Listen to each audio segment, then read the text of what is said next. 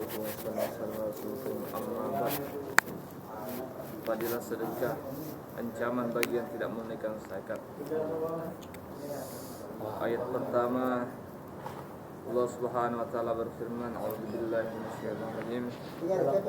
Walladzina yakmizuna adh-dhahaba wal fidda wa la yunfiquna fi sabilillah fabashshirhum bi'adzabin alim. Yawma yuhma 'alaiha fi nari jahannam fatukwa biha jibahuhum wa junubuhum wa suhuruhum hadza ma kanastum li anfusikum fasuqu ma kuntum taknizun." Dan orang-orang yang menyimpan emas dan perak dan tidak menafkahkannya di jalan Allah, maka beritahukanlah kepada mereka, mereka akan mendapatkan siksa yang pedih pada hari dipanaskan emas perak itu dalam neraka jahanam. Lalu dibakar dengannya dahi mereka, lambung dan punggung mereka, lalu dikatakan kepada mereka, "Inilah harta bendamu yang kamu simpan untuk diri sendiri, maka rasakanlah sekarang akibat dari apa yang kamu simpan." Dalam surat Taubah ayat 34 sampai 35. Ayat ini telah diketengahkan dalam bab 2 ayat kelima. Para sahabat lawan dan para ulama telah sepakat bahwa ayat ini turunkan berkenaan dengan masalah zakat. Adapun asap yang pedih sebagaimana disebutkan dalam ayat tersebut ditujukan bagi orang-orang yang tidak menunaikan zakat.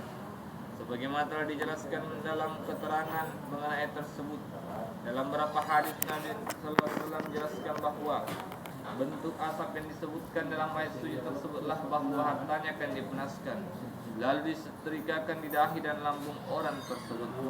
Inilah asap bagi orang yang tidak menunaikan zakat. Semoga Allah dengan limpahan karunia-Nya menjaga kita dari asap tersebut.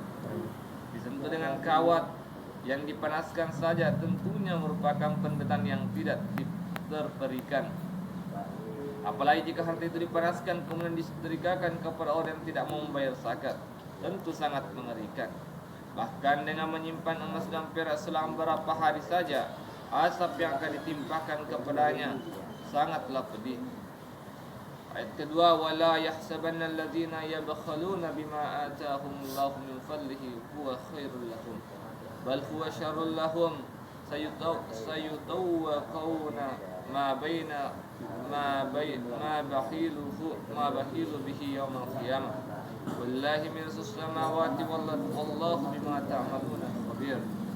Sekali-kali janganlah orang-orang yang bakhil dengan harta yang Allah Subhanahu wa taala berikan kepada mereka dari karunia-Nya menyangka bahwa kebakhilan itu baik bagi mereka. Sebenarnya kebakhilan itu buruk bagi mereka. Harta yang mereka bakhilkan itu akan dikalungkan kelak di lehernya pada hari kiamat. Dan kepunyaan Allah lah segala warisan yang ada di langit dan di bumi. Dan Allah mengetahui apa yang kamu kerjakan. Surah Al-Imran ayat 180. Ayat suci ini telah dikutip secara lengkap pada bab kedua ayat ketiga. Hadis berikut yang diriwayatkan oleh Bukhari menguatkan hadis di atas.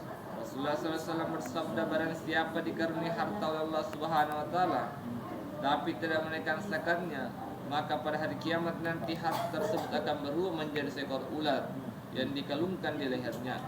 Dan ular tersebut akan berkata, 'Aku ini adalah hartamu dan aku adalah harta simpananmu.' Ketika seekor ular terlihat dalam sebuah rumah, maka orang akan merasa takut masuk ke dalamnya, ke dalam kegelapan.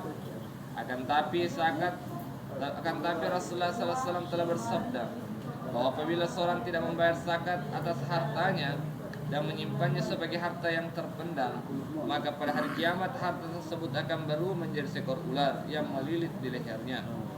Tapi dalam sebuah rumah terdapat seekor ular, maka terdapat dua kemungkinan, yakni ular tersebut menyerang kita atau tidak menyerang kita. Dan tapi dalam keadaan seperti itu orang pasti sudah merasa ketakutan dan selalu waspada melihat di sekelilingnya.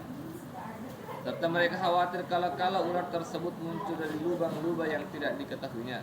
Sedangkan azab bagi orang yang tidak membayar zakat, yakni berbentuk seekor ular yang melilit di leher, merupakan sebuah kepastian. Anehnya kita tidak takut terhadap ancaman ini. Alhamdulillah Subhanahu wa taala. Dengarkan dulu firman Allah Subhanahu wa taala. Hadis Rasulullah sallallahu alaihi wasallam tentang ancaman meninggalkan zakat. niatkan, kita kesankan dalam hati kita dan kita tambah bersama. Insyaallah. Subhanallah. Subhanaka asyhadu an la ilaha illa anta astaghfiruka wa atubu ilaik.